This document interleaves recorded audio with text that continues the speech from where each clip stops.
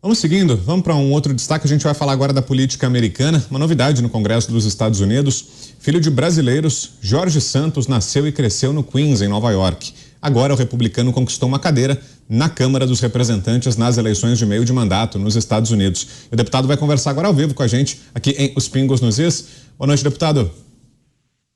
Boa noite. Em primeiro lugar, muito obrigado pela presença aqui com a gente. Queria saber do senhor, deputado, as prioridades, as pautas, as bandeiras que o senhor pretende levar ao Congresso norte-americano.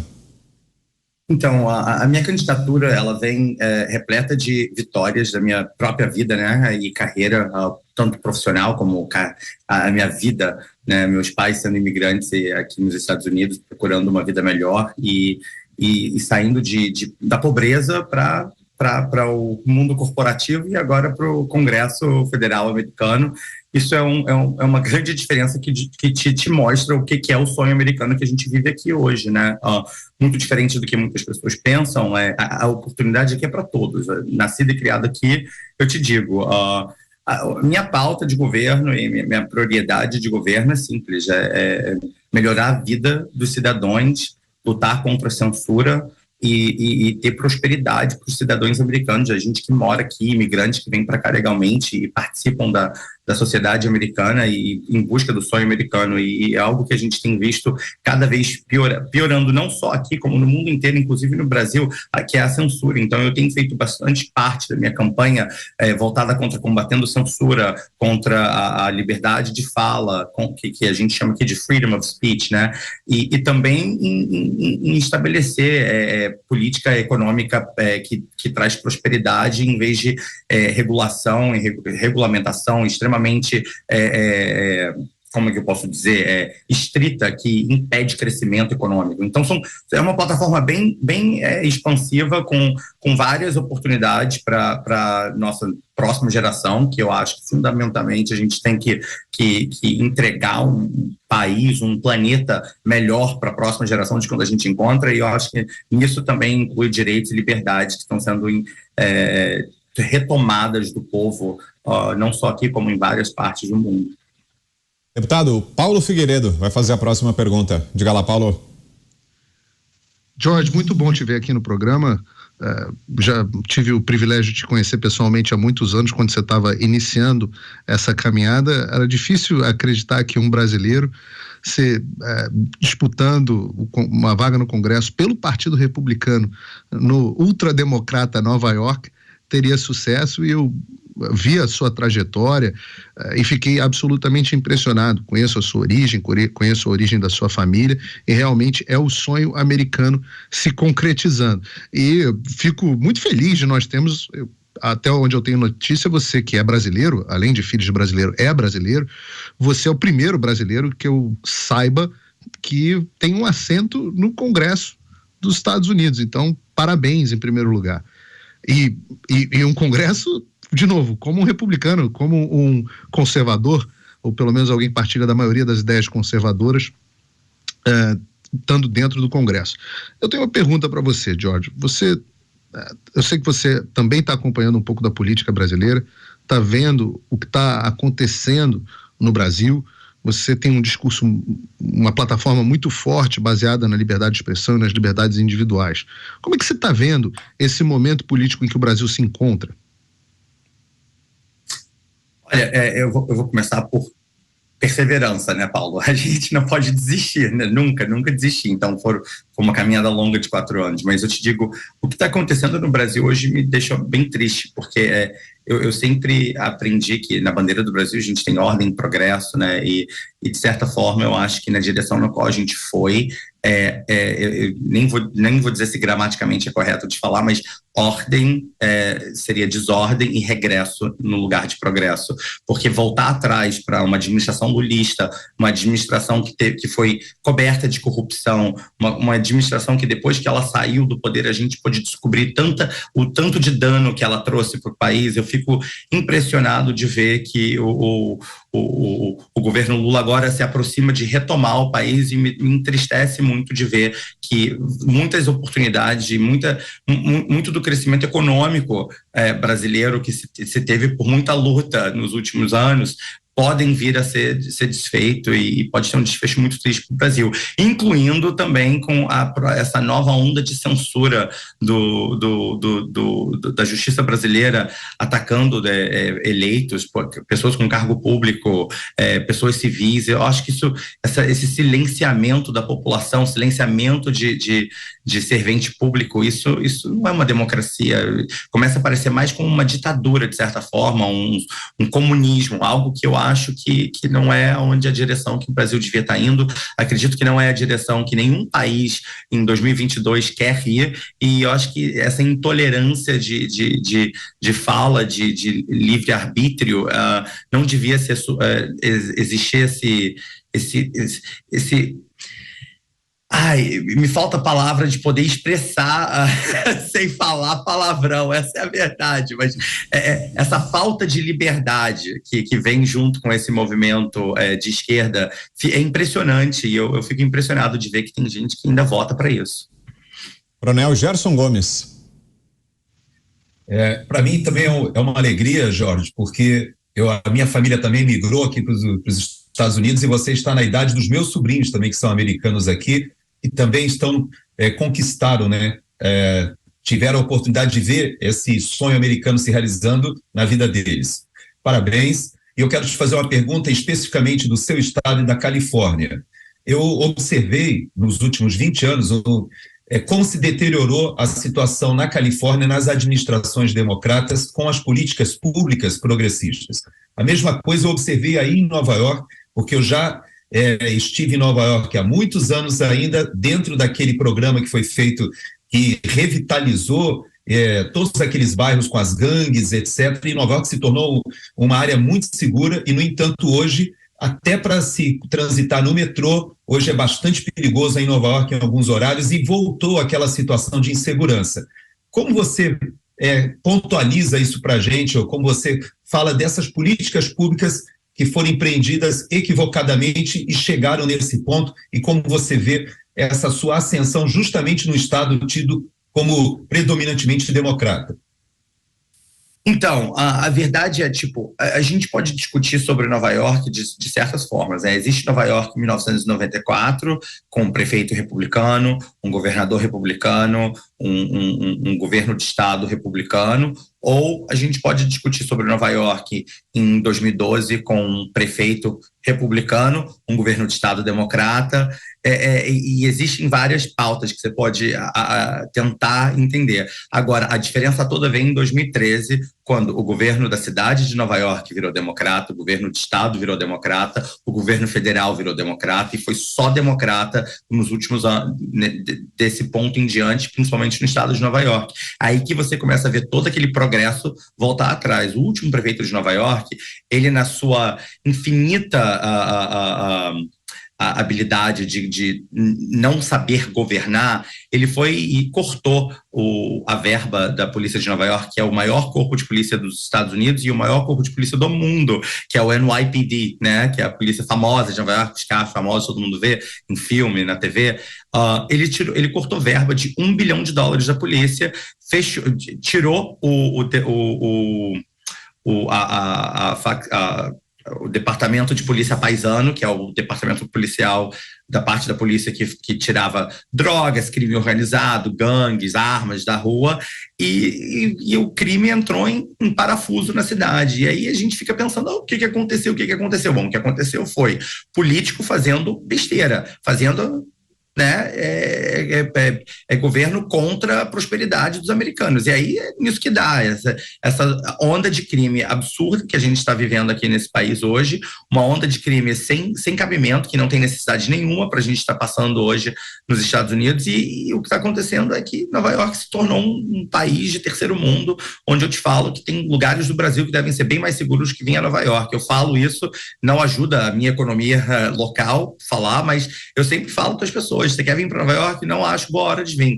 Você corre o risco de ser assassinado no metrô, você corre o risco de levar um tiro na cara, simplesmente andando na calçada, você corre o risco de levar facada, você corre o risco de ser assaltado meio-dia, na luz do dia, em pleno, claro, na Quinta Avenida. Isso acontece. Aconteceu comigo, acontece com amigos, acontece com muita gente. Isso porque a gente tem um governo fraco. Eu acho que minha família na cidade de Niterói, no Rio de Janeiro, eles são mais seguros do que a gente aqui em Nova York, nesse momento. Pelo menos essa é a minha opinião, baseado no que eu falo com a minha família, né? Então, eu não consigo imaginar em qual planeta o governo democrata nos Estados Unidos faz sentido, que é o que me faz sentir também em qual planeta faz sentido que brasileiro escolheu o Lula para ser o presidente do Brasil de novo.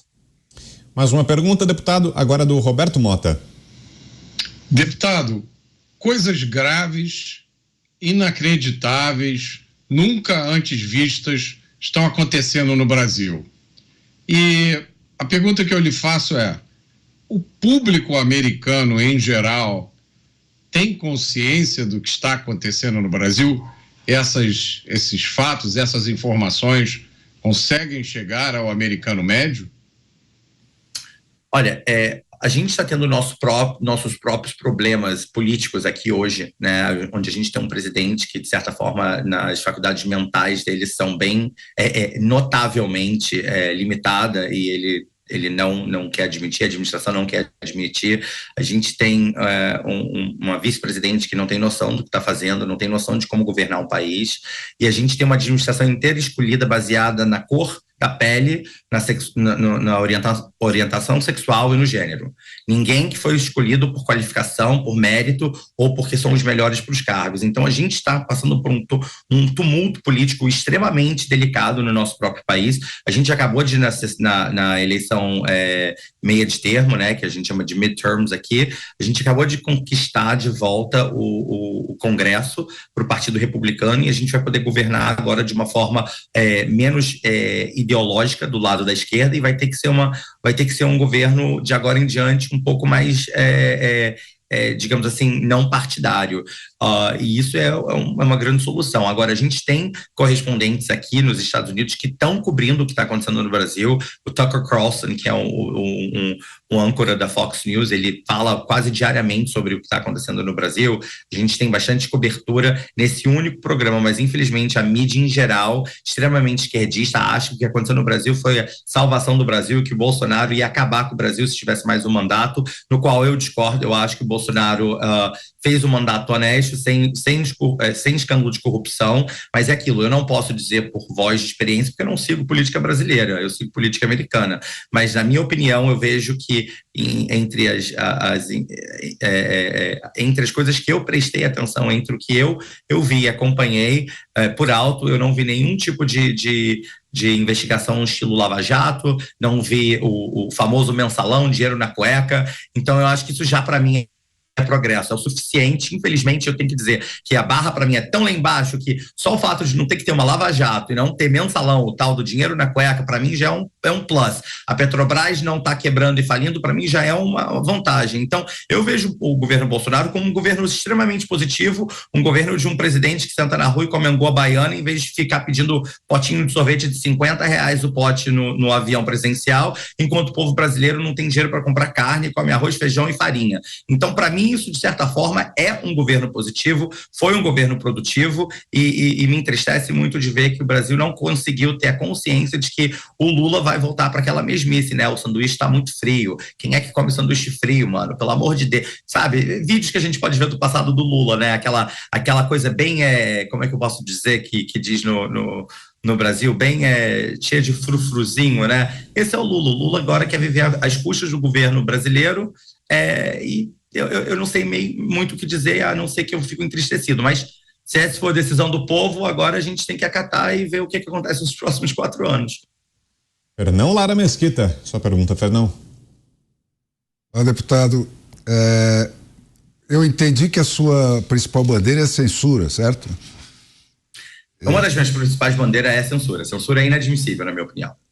Pois eu vejo, pelo que eu acompanho dos Estados Unidos, eu vejo que a censura está instalada principalmente dentro de um esquema gramsciano, vamos dizer assim, né? Nas universidades, na academia, entre os artistas, Hollywood, etc. Né? E, enfim, a possibilidade de atuação da política sobre a área de segurança pública é bastante evidente e a relação é bem direta, né? Como você explicou aí, a relação entre os governos que relaxaram nesse campo e o resultado que se colhe imediatamente. Mas para controlar esse problema de censura nessas instâncias privadas, né, como são a das artes, a da imprensa e a das universidades, o que você tem em mente? O que o poder público pode fazer quanto a isso nos Estados Unidos? Bom, o poder público americano tem o absoluto poder de controlar a verba federal, né? A maioria das instituições de educação de nível superior nos Estados Unidos requer uma grande demanda de verba pública. A verdade é que se a gente não voltar a ensinar ABC 1, 2, 3 e orientar nossas crianças e os nossos adolescentes a obterem educação base, sem ter aquela influência de esquerda, aquela esquerdopracia, aquela prática da esquerdopracia dentro da instituição de ensino, a gente corta verba. E a gente corta verba e direciona para instituições que estão educando e não fazendo aquela lavagem de cérebro. Isso que educação não deve ser aonde a gente enfia política. A política deve estar extremamente longe de educação. Agora, em requer da mídia, a mídia tem o livre-arbítrio de fazer o que? O direito de fazer o que quiser. Agora, cabe de um a escolher o que assiste e o que não assiste. Por isso que aqui nos Estados Unidos a gente brinca. A CNN está à beira da falência, porque ninguém quer ouvir, porque eles vivem num mundo paralelo, um mundo que não existe. Enquanto a gente está vendo positividade, eles só veem que, não, o republicano vai acabar com o planeta, a gente vai explodir o planeta, a gente é negacionista. Negacionismo, na minha opinião, é você negar inflação, isso é negacionismo. Você negar a sofrência do povo, isso é negacionismo. Você negar que a gente tem um problema com crime, isso é negacionismo. Você negar prover segurança pública, isso é negacionismo. Agora, brincar com negacionismo, a gente pode brincar os dois com a mesma palavra. Só que eu sou da ordem e progresso, né? Daquela parte de a gente vai ter ordem, bandido vai pra cadeia. A gente não manda bandido de volta para a rua porque a gente tem peninha, porque a gente não quer botar na cadeia, porque é dessa cor, é dessa origem. Não. Cometeu crime? Cadeia. Esse negócio de passar a mão na cabeça de bandido é um problema que a gente está aqui nos Estados Unidos, especialmente no estado de Nova York. Então, se a gente vai falar de negacionismo, eu tenho uma lista de negacionismo que a esquerda não consegue atuar. E aí eu digo, na forma de censura com os elites de Hollywood, os elites em Hollywood adoram dizer como que a grande população deve viver. Só que a diferença é, enquanto eles acham que a gente vai BLM, Black Lives Matter, ou então que a polícia é corrupta, a polícia é violenta, mas eles se cercam de segurança armado, gastam milhares e milhares de dólares por semana mantendo aquela segurança armada, enquanto o povo morre nas ruas. Porque para eles o que importa é a segurança deles, que se dane o resto do povo. Então esse é o meu ponto de vista dos elites, eles que se explodam. Eu não estou aqui para governar para a elite, para a imprensa, muito menos para Hollywood. Eu estou aqui para governar para o povo que está sofrendo com a onda de crime, o povo que está sofrendo com o custo de aquecimento, de eletricidade, o povo que é censurado quando fala sobre essas coisas. Porque aí a gente vira negacionista de clima, negacionista de eleição, negacionista de tudo. Então, eu adoro a palavra negacionismo e sempre faço, quando eu tenho oportunidade, de usar contra a esquerda, porque eles estão sempre apontando o dedo para a gente na direita e dizendo que a gente é negacionista disso, daquilo. Então, esse é o meu ponto de vista. Deputado, uma última pergunta rapidinho para a gente fechar. José Maria Trindade, diga lá, Zé. Perfeito, eu queria parabenizar, um grande feito, uma dificuldade grande e tem que demonstrar muita qualidade para chegar nesse ponto. Eu queria falar sobre a política de imigração. Você faria alguma mudança, vai defender alguma mudança sobre isso nos Estados Unidos? Olha, eu sempre falo sobre isso. Eu tenho interesse do meu país aqui, dos Estados Unidos, em primeira mão. Eu sou contra a imigração irregular, indocumentada, principalmente pela fronteira. Sempre explico para as pessoas, por favor, não venham para os Estados Unidos com visto incorreto e abuse do sistema e ultrapasse o seu tempo de permanência. Busca fazer tudo pela lei, porque se você tem o sonho de vir para os Estados Unidos e iniciar uma relação com a gente, eu sempre te encorajo ao seguinte: não inicie esse relacionamento de de forma errônea. Você tem mais a perder do que a ganhar. Existem vários meios de imigrar para os Estados Unidos de forma legal. Então, claro que, de princípio de governo, a gente tem um problema humanitário na nossa fronteira do sul com o México e tem que ser consertado e corrigido, porque mais de 2 milhões de pessoas entraram nesse país nos últimos 2 anos, indocumentadas, a gente não sabe onde elas estão, não sabe quem são, nisso entra droga, existe tráfico de crianças, existe tráfico de órgão, tráfico humano, é uma calamidade pública, é um crime humanitário contra a humanidade que acontece na fronteira, e eu sempre falo para as pessoas, se você quer vir para os Estados Unidos, vai no consulado, se informe, se qualifique, se você tem um asilo político, se você tem o desejo e o sonho, corre atrás do seu sonho. Minha família fez, eu fiz, e isso é possível. Existem milhões de brasileiros nos Estados Unidos, de acordo com o Itamaraty, se eu não me engano, 1,8 milhões de brasileiros que vivem aqui documentados. Esses brasileiros vieram para cá e não foi fácil, a jornada não foi fácil. Eu sempre encorajo. Agora, eu falo isso para todo mundo, não só para o Brasil, até porque brasileiro não cabe nem no top 20 das nações que imigram para os Estados Unidos. O problema aqui são outros países muito mais graves, mas eu sempre falo, a gente não pode ser coração de mãe onde entra um de uma vez só, infelizmente. A gente tem leis de imigração e a gente tem que obedecer. Se você quer iniciar esse relacionamento, faça de forma correta. E eu te digo, o Brasil tem leis de imigração muito mais estritas do que os Estados Unidos, perdão. E se você for comparar um com o outro, a gente é até muito fácil na imigração em comparação ao Brasil. No Brasil, sem um CPF, você não consegue fazer absolutamente nada. Nem um celular pré-pago você consegue ter.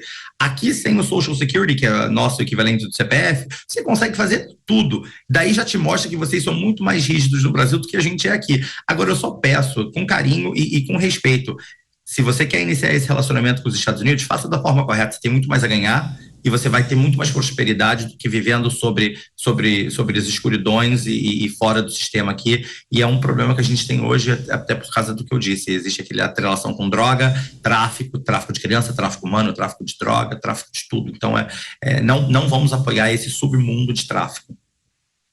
Deputado Jorge Santos, mais uma vez, deputado, obrigado pela entrevista e parabéns pela vitória. Muito Até uma obrigado. próxima.